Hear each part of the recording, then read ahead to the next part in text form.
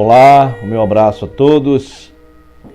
Dando continuidade ao assunto que começamos nos vídeos anteriores, nós queremos continuar conversando com vocês sobre esse tema tão importante. São os assuntos do momento. Nós falamos no primeiro vídeo sobre pandemia, pestes e profecias. No segundo vídeo nós falamos sobre vitória contra o medo, a preocupação e a ansiedade. E hoje eu quero conversar um pouquinho sobre um assunto pertinente na continuação desse tema, porque quando você liga a sua televisão, nas redes de televisão no Brasil ou em qualquer lugar do mundo, grande parte da mídia está falando sobre um tema chamado vacina, né? E evidentemente que aqui não é diferente, nas redes sociais também. Os meios de comunicação de massa, em geral, falam sobre esse tema, que é tido como uma esperança, né? Como se algo realmente fosse definitivo e que nós tivéssemos a solução definitiva para os nossos problemas, para a prevenção das doenças que nós queremos combatê-las.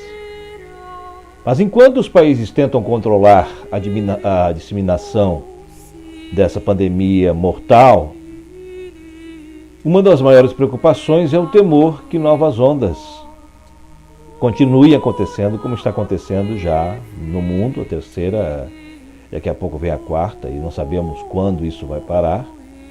E existe uma preocupação de uma supervacina, não é? Então, essa preocupação tem levado os pesquisadores a atribuir grande prioridade ao desenvolvimento de uma vacina tão rápido quanto possível, porque esta é a esperança para uma solução definitiva. Por exemplo, 40 voluntários da área da saúde de um laboratório de pesquisa nos Estados Unidos aceitaram participar de testes clínicos para o desenvolvimento de uma vacina eficaz contra o vírus que nós conhecemos. E nesse estudo, a vacina é injetada no braço, como se fosse algo colocado na pele. É o escudo experimental mais importante que já apareceu nos últimos anos, segundo o Dr. John Irving, que é um cientista do Center for Pharmaceutical Research. Para esse centro de pesquisa, e para que essa pesquisa dê certo, melhor dizendo, espera-se que aproximadamente mais de um ano antes que qualquer outra vacina esteja disponível à escala, essa seja talvez a esperança de imediata. Então vocês percebem que existe uma corrida muito grande no sentido de buscar uma vacina definitiva para combater esse flagelo mundial. Os cientistas e a população mundial estão ansiosos para que se tenha uma resposta definitiva. Mas eu entendo que essas coisas não são tão fáceis assim. Tem que realmente haver muitas pesquisas, muitos testes, né? Muitos ensaios, e não sabemos quem tem sido os cobaias nesse momento para esta Covid que estamos vivendo e tantas outras que poderão acontecer. Muito embora a pandemia atual tenha causado centenas de milhares de mortes no mundo inteiro, eu quero dizer para vocês que estão me assistindo nesse momento que é um vírus ainda mais mortal que infectou a humanidade, e esse sim, ao longo dos anos, tem trazido muito prejuízo à humanidade. Essa doença pode até destruir o corpo, né? Pode realmente levar muitos a óbito, deixar sequelas, deixar marcas indeléveis, mas essa doença que eu estou falando para vocês nesse dia, nesse momento, ela é uma doença fatal. Ela é capaz de tirar mais do que a sua vida física. E Jesus fez esta afirmação notável quando ele disse: não tenho medo dos que matam o corpo, mas tenho medo daquele que pode matar a alma. Ao contrário, temam aquele que pode fazer perecer no inferno tanta alma como o corpo. Isso Jesus falou em Mateus 10 e 28. Você que gosta de estudar a Bíblia deve ler o que está escrito lá. Amigo, o vírus do pecado é muito mais mortal do que esses que nós estamos conhecendo neste momento. Após o contágio com o vírus do pecado, o prognóstico, segundo Deus e a própria palavra, ratifica e confirma, diz que o resultado do pecado é a morte. O vírus do pecado traz a morte eterna. A menos que a vacina seja administrada. Como essa pandemia começou e qual a solução definitiva para ela? Bom, nós vamos ver agora.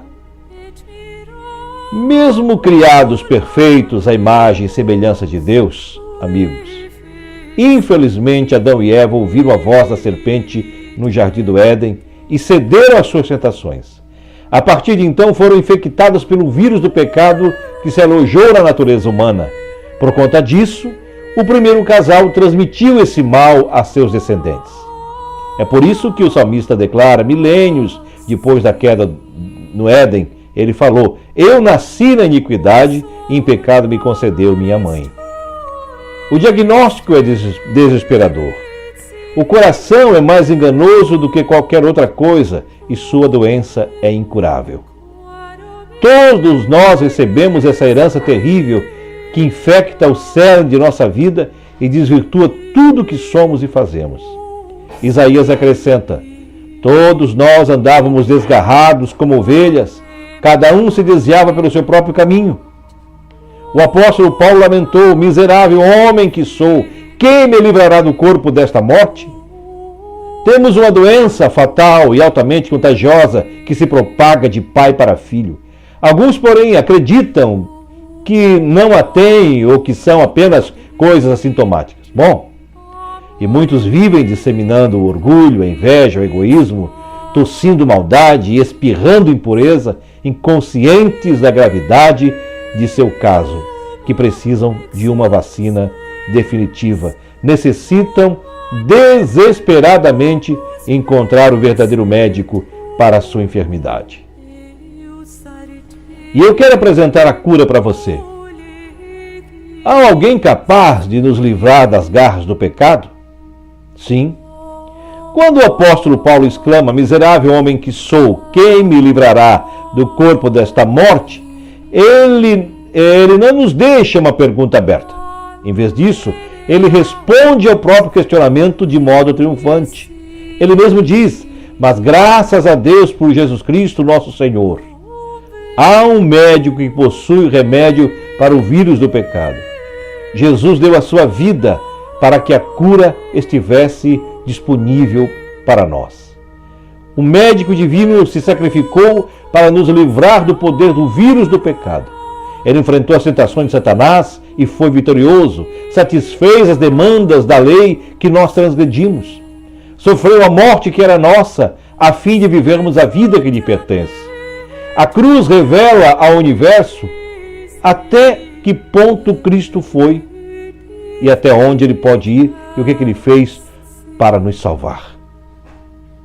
A Bíblia diz, prezado amigo, que Cristo carregou Ele mesmo em seu corpo sobre o madeiro os nossos pecados. A cruz do Calvário revela um amor que vai além da compreensão humana. Olhando para o Filho de Deus crucificado, podemos nos unir ao apóstolo Paulo, que disse: Ele me amou e se entregou por mim, diz o apóstolo Paulo lá em Gálatas 2:20. Não merecemos a graça de Cristo, amigo. Não temos mérito algum que nos permita obtê-lo. Não é algo por nosso mérito, nem porque merecemos, porque somos bons ou ruins, não. Ele sentiu toda a ira do Pai, ou seja, o juízo contra o pecado.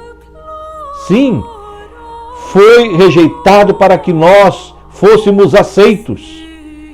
Sofreu a morte que era nossa, a fim de que vivamos a vida que lhe pertence. Usou uma coroa de espinhos para usarmos uma coroa de glória. Foi pregado em pé, sofrendo dor torturante na cruz, para reinarmos assentados em um trono com os remidos de todas as eras. usou vestes de vergonha para trajarmos vestes reais para sempre. Isso me alegra, saber que Ele fez isso por mim. A maior de todas as maravilhas, o maior de todos os fascínios, é que mesmo em meio à nossa vergonha e culpa, Jesus não nos rejeitou. Ele nos buscou em amor para nos aceitar, porque Ele é o Cordeiro de Deus que tira o pecado do mundo, conforme lemos em João 1:29. No santuário do Antigo Testamento, o Cordeiro prestes a morrer representava o corpo ferido, alquebrado e ensanguentado de nosso Senhor e Salvador Jesus Cristo. Entendidos de forma correta, estes sacrifícios apontam futuramente para a rude cruz. Falam de pregos, de uma coroa de espinhos.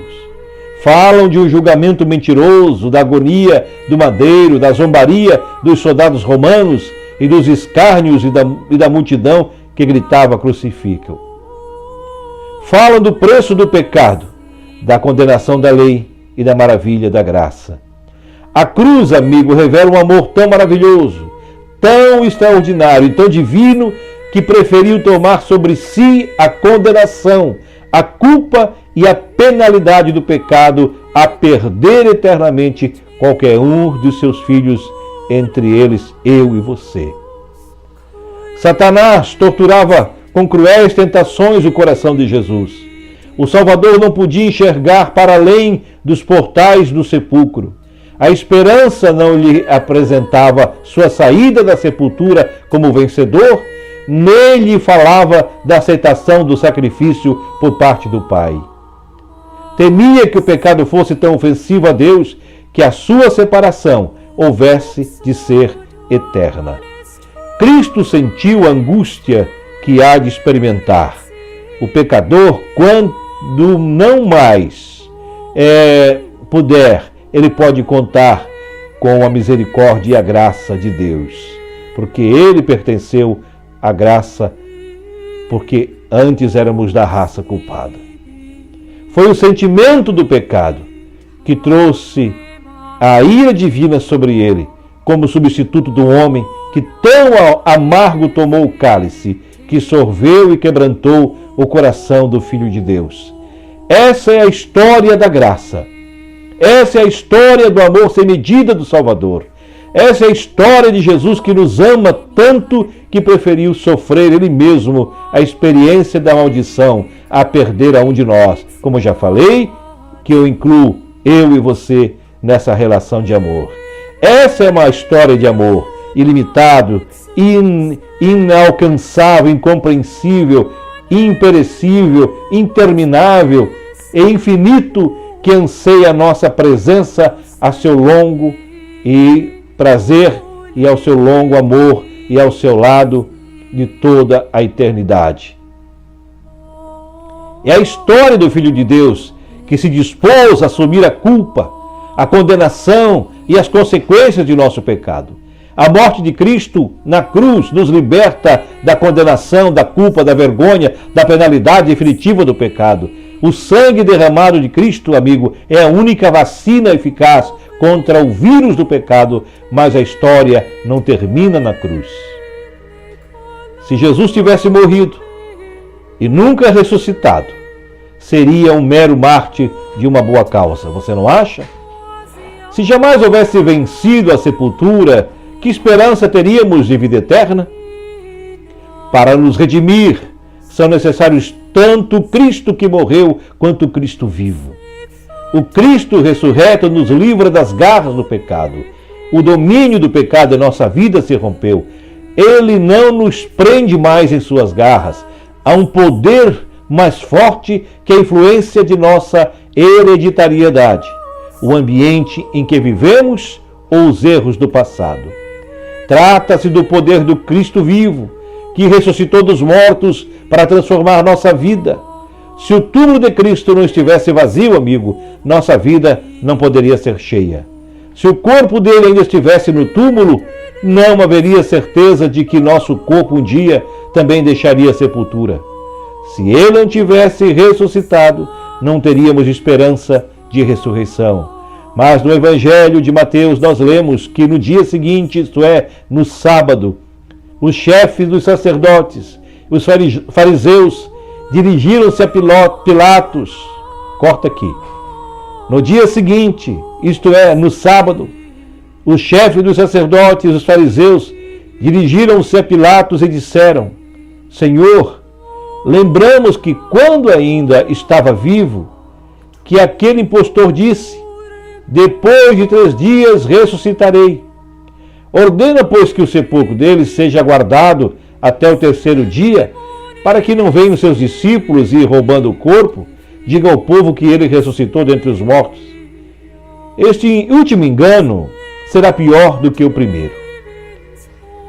Levem um destacamento, respondeu Pilatos. Podem ir e mantenham o sepulcro em segurança como acharem melhor. Assim eles fizeram. Eles foram e armaram um esquema de segurança no sepulcro e, além de deixar o destacamento montado na guarda, lacraram a pedra para que não houvesse nenhuma chance de sair ou ser roubado. Não se esqueça de que Mateus era cobrador de impostos, ou seja, era de esperar que ele fosse bem detalhista. Observe as palavras de Pilatos que ele registra: podem ir e mantenha o sepulcro em segurança como acharem melhor. Há 4 pontos cruciais nessa mensagem que eu quero discutir com você. Primeiro, os escribas e fariseus estavam preocupados com a ressurreição de Cristo. Pilatos ordenou que um destacamento de guardas romanos vigiasse a sepultura. Em terceiro aspecto, uma grande pedra foi rolada, que tampou a entrada. E em quarto aspecto, houve um selo romano que lacrou aquele túmulo. Então, não havia chance de violação. Um destacamento romano de soldados experientes foi posicionado para vigiar a sepultura. Esse grupo de oficiais romanos tinha o dever de honrar e de proteger o sepulcro conforme a determinação superior. O protocolo militar romano exigia fidelidade à missão. Qualquer desvio da lealdade absoluta e falha em cumprir a tarefa designada eram punidos com a morte. Em seguida, vem a questão do selo romano. Os soldados lacraram o túmulo com um selo romano que tinha o objetivo de impedir qualquer tentativa de vandalizar o sepulcro.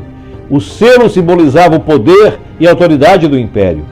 Qualquer um que tentasse remover a pedra de entrada do túmulo romperia o selo e incorreria na quebra da lei romana.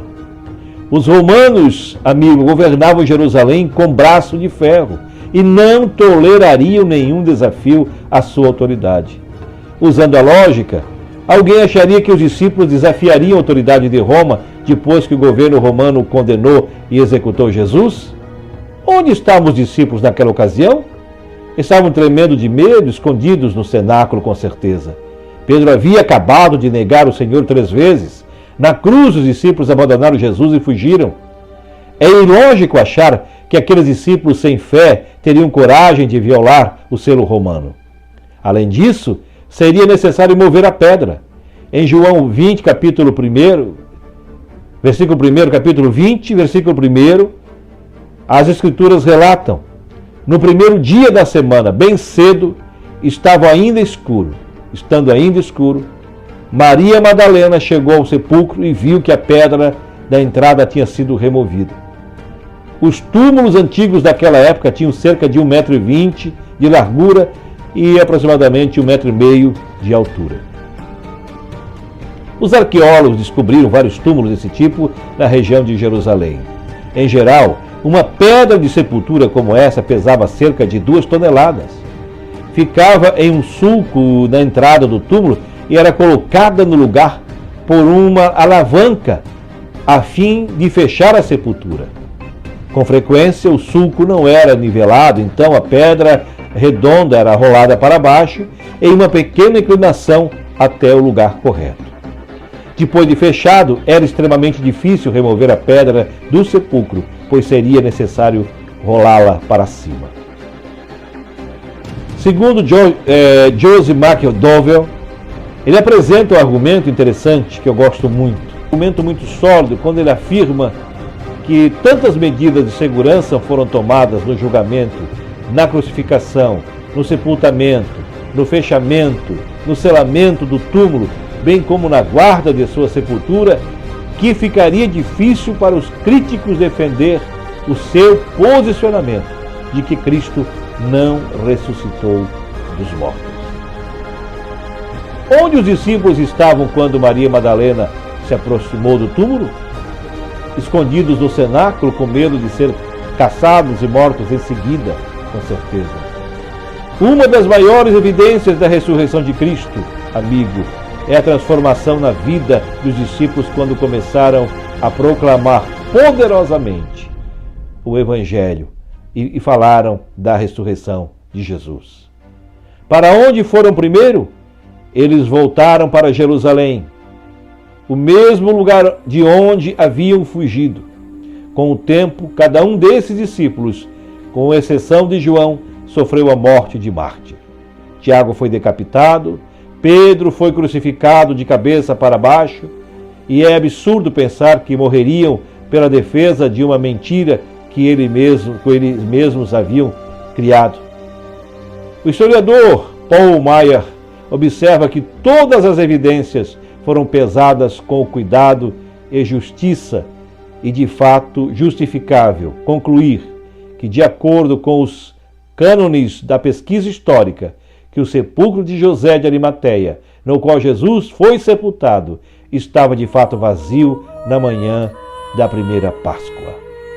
Em nenhum fragmento de evidência foi descoberto fontes literárias, epígrafes ou arqueológicas que possam refutar essa declaração. Diversas testemunhas da ressurreição de Cristo atestaram que ele continuava vivo. Jesus apareceu para Maria Madalena junto ao túmulo. Apareceu para as mulheres que haviam ido ungir seu corpo quando estava a caminho do sepulcro. Apareceu para 2 discípulos na estrada para Emaús. Ele apareceu para os 11 no cenáculo no domingo à noite e depois novamente para Tomé e os discípulos. Apareceu para 500 fiéis reunidos nas colinas da Galileia antes de sua ascensão para o céu. Contaram que ele apareceu para eles durante um período de 40 dias. O apóstolo Paulo relata que Jesus apareceu para mais de 500 de seus seguidores de uma só vez, e a maioria deles ainda estava viva para confirmar a informação na época em que Paulo escreveu. Com frequência, a Bíblia comunica lições profundas em termos simples. O Evangelho de Mateus diz apenas: passado sábado, no começo do primeiro dia da semana, Maria Madalena e a outra Maria foram ver o túmulo. Por um instante, vamos pensar na relevância dessa passagem.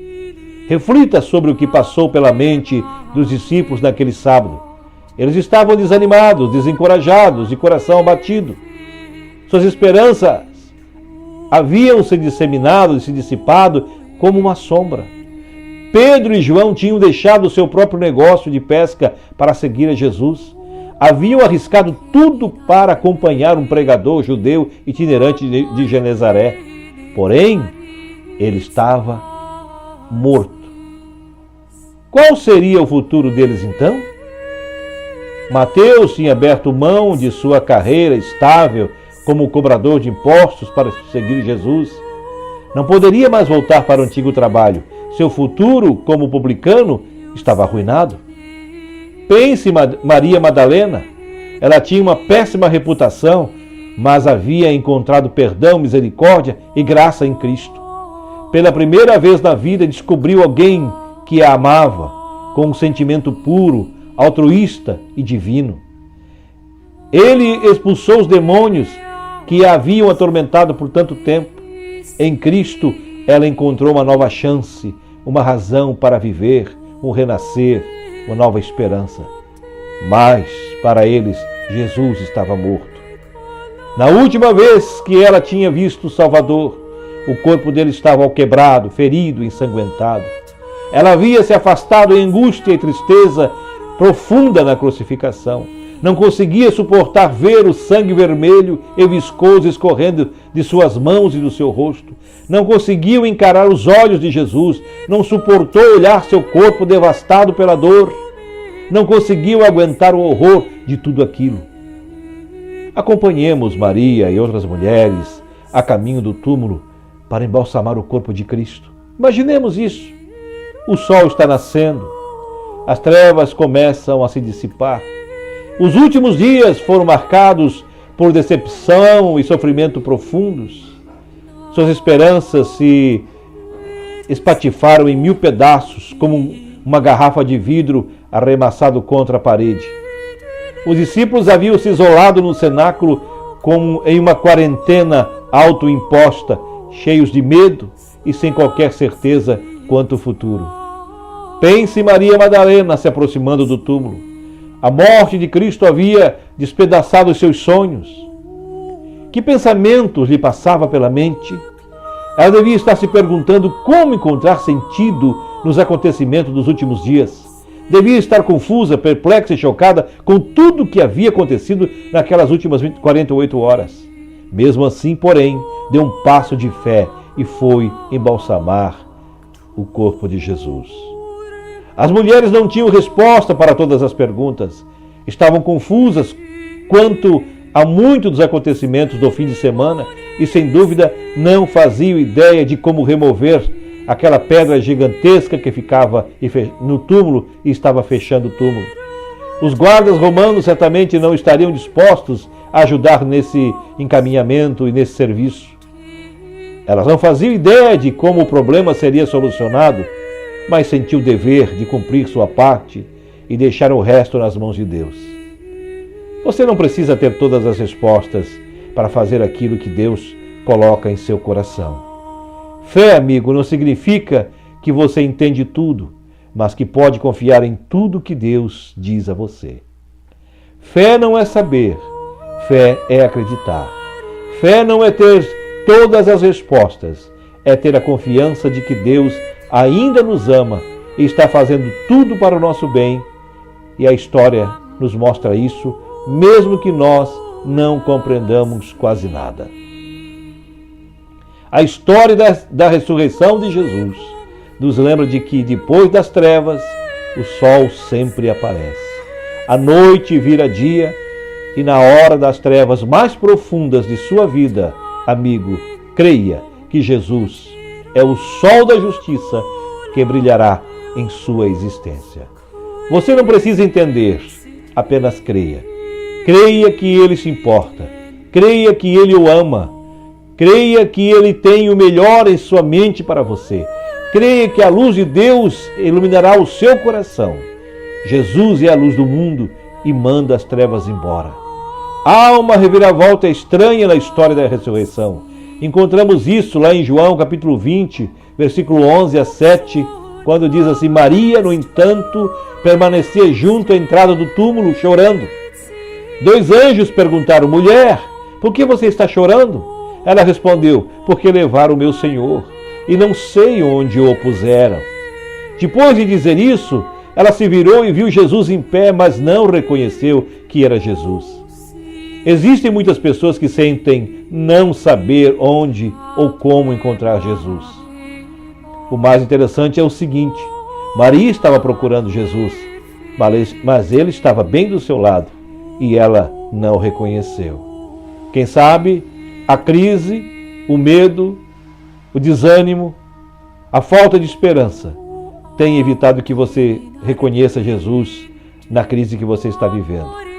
Mas é importante saber que Ele está do seu lado. Ele está bem perto de você. Basta que você entenda, sinta a sua presença, sinta isso forte na sua vida. Ele prometeu que nunca deixaria seus filhos. Não tenha medo, não fique assustado, porque o Senhor, seu Deus, estará com você por onde quer que você andar. Conforme Ele disse a Josué, a mesma coisa Ele diz a você. Em meio às lágrimas, Maria não enxergava Jesus, mas ela estava bem perto dela. Onde está Cristo quando você tem a sensação de que não é possível encontrá-lo? Onde Ele está na sua vida espiritual? Se a sua vida espiritual secou e você se pergunta para onde ele foi, quem sabe algo está faltando para que você o reconheça. Ele está bem ao seu lado para fortalecê-lo, para encorajá-lo, lhe dar a esperança. À primeira vista, parece estranho Jesus não ter aparecido primeiro para Pedro, Tiago, João e Mateus. Porque ele apareceu para Maria? A resposta é simples. Ela tinha a maior necessidade. Jesus sempre está conosco, mas no momento de nossa maior necessidade, permanece bem perto de nós. A primeira lição transformadora da história da ressurreição é: alegre-se, Cristo ressuscitou, amanhã raiou. As trevas se dissiparam, a esperança chegou. Há uma segunda verdade eterna, amigo, que não podemos perder de vista. O túmulo está vazio, a morte perdeu, a vida venceu. Satanás não conseguiu manter Jesus da sepultura. A ressurreição de Cristo aponta para o dia em que Jesus virá e nossos entes queridos ressuscitarão também. É também que você tenha perdido uma pessoa amada em tempos recentes, nessa pandemia ou antes dela, por qualquer motivo. Assim como Maria Madalena, seus olhos podem ainda estar cheios de lágrimas pela perda da pessoa que você ama, com o coração partido e no meio de um luto profundo. Mas não se esqueça de que a manhã da ressurreição comunica a esperança para todos nós. Essa realidade transmite coragem e fala de uma nova vida. Todas as vezes que Jesus confrontou a morte no Novo Testamento, ela perdeu e ele venceu. Jesus encarou a morte na casa de Jairo, o chefe da sinagoga. Quando proferiu as palavras: menina, eu te digo, levante-se. A morte fugiu, a morte perde seu poder na presença do Cristo vivo, do Cristo ressuscitado. Novamente, diante da sepultura de Lázaro, na presença do autor da vida, a morte perdeu e Jesus venceu. O túmulo não foi capaz de segurar o amigo do mestre quando ele declarou: Lázaro, venha para fora. E no sepulcro de Cristo, na manhã da ressurreição, a morte foi derrotada. No túmulo de Cristo, naquela manhã da ressurreição, o maior inimigo foi derrotado.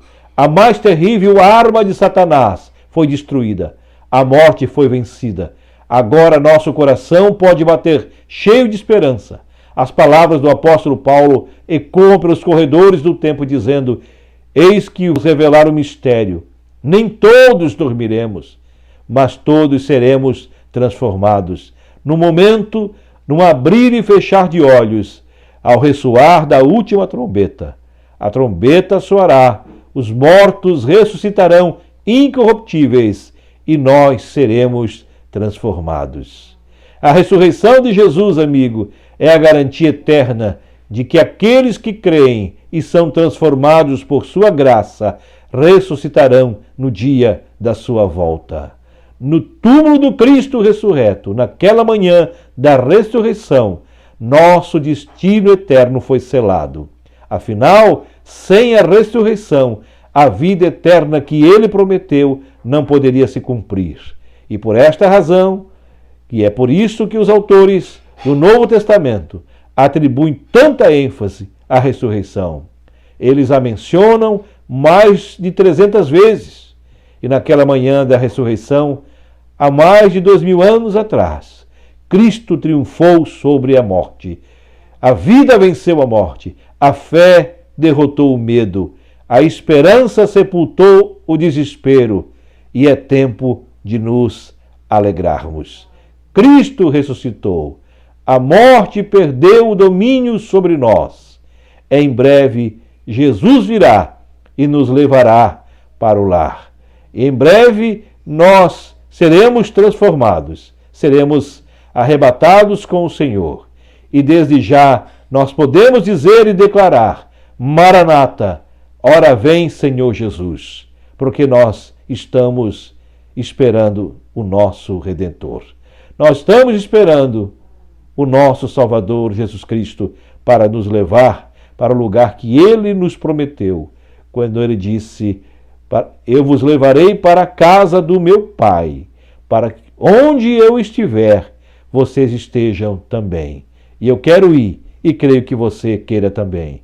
Então, deixe que Deus faça morada no seu coração. Reconheça o sacrifício vicário de Cristo e tome uma decisão séria na sua vida, aceitando-o como único e suficiente Salvador da sua vida. E você será feliz, você terá segurança da vida eterna e você não terá mais medo da morte, mesmo em tempo de pandemia, mesmo em tempo em que as mídias sociais só falam em morte, mesmo quando as redes de televisão, de rádio só falam sobre morte. Jesus nos ensina a falar de vida. Jesus nos estimula a falarmos de vida e esperança. E esta vida que nós queremos que você também conheça. Eu sou a ressurreição e a vida, disse Jesus. Quem crê em mim, como diz as Escrituras, rios de água viva correrão do seu ventre. E isso falava do Espírito Santo que nós todos haveríamos de receber e que você deve também receber. Deus abençoe a sua vida, a sua família, o seu trabalho, todos os seus sonhos sejam realizados no próximo ano que haveremos de entrar. Nós voltaremos com o próximo tópico no próximo vídeo e nós gostaríamos de contar também ainda participação dando o seu like, se inscrevendo, compartilhando para que alguém também possa assistir esse vídeo e ser abençoado. Até a próxima oportunidade, em nome de Jesus.